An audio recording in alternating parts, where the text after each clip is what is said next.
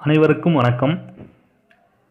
நாம் fundamental analysis அது series தான் பார்த்துட்ருக்கோம். இப்போ ஆல்ரெடி நான் 3 வீடியோ அப்லோட் பண்ணியிருக்கேன்.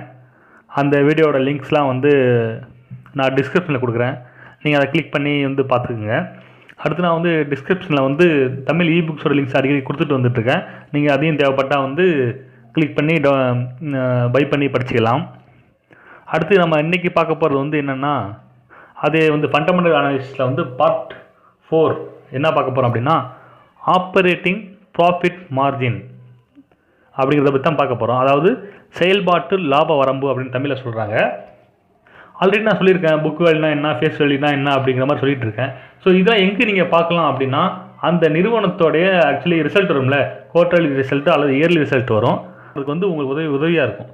ரைட்டுங்களா? அதுக்காக தான் சொல்லிகிட்டு இருக்கேன். ஸோ இன்றைக்கி அதை பற்றி தான் செயல்பாட்டு லாப வரம்பு, அதாவது ஆப்ரேட்டிங் ப்ராஃபிட் மார்ஜினை பற்றி தான் பார்க்க போகிறோம். அதுக்கு முன்னாடி இது வரைக்கும் நீங்கள் தமிழ் ஸ்டாக் மார்க்கெட் சேனலை சப்ஸ்கிரைப் பண்ணலாம். மறக்காமல் சப்ஸ்கிரைப் பண்ணிக்கங்க. அப்படியே நோட்டிஃபிகேஷன் சிம்பிளையும் கிளிக் பண்ணிங்க. அப்போ தான் நம்ம ஏதாவது புதுசாக வீடியோ போட்டால் உங்களுக்கு உடனுக்குடன் நோட்டிஃபிகேஷன்லாம் வரும். ரைட்டுங்களா? சரி, வாங்க நம்ம இன்றைக்கி ஆப்ரேட்டிங் ப்ராஃபிட் மார்ஜின் என்னென்னு பார்ப்போம். அதாவது சிம்பிளாக சொல்லணும் அப்படின்னா, ஒரு நிறுவனம் இருக்குது. அந்த நிறுவனம் ஏதாவது ஒரு பொருள் விற்பனை பண்ணுதுன்னா, ஸோ அந்த நிறுவனத்துக்கு செலவுன்னு இருக்கும் பாருங்கள், பொருள் உற்பத்தி செய்ய செலவு.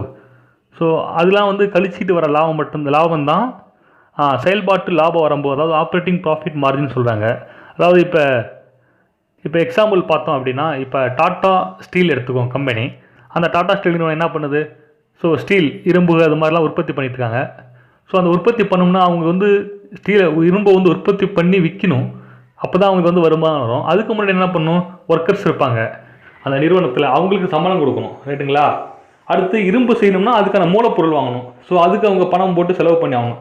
அடுத்து கவர்மெண்ட்டுக்குன்னு அந்த நிறுவனத்தினத்துக்கு டேக்ஸ் கட்டணும், அதை அவங்க கொடுக்கணும். அடுத்து மிஷினரிஸ் இருக்குது, அவங்க வெஹிக்கிள் வச்சுருப்பாங்க. ஸோ இந்த மாதிரி எல்லாத்துக்கும் அவங்க செலவு பண்ணி தான் ஆகணும்.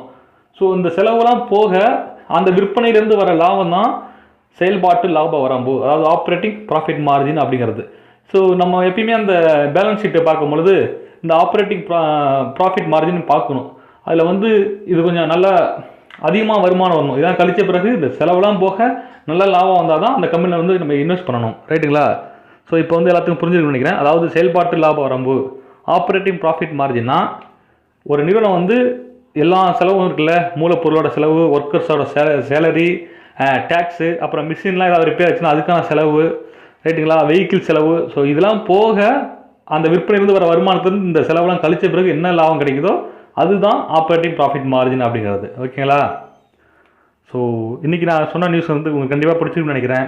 இந்த நியூஸ் எல்லாம் பிடிச்சிருந்தா நம்ம சேனலில் மறக்காமல் லைக் பண்ணுங்கள், கமெண்ட் பண்ணுங்கள், ஷேர் பண்ணுங்கள். சப்ஸ்கிரைப் பண்ணாதவங்க சப்ஸ்கிரைப் பண்ணிங்க. Okay, thank you.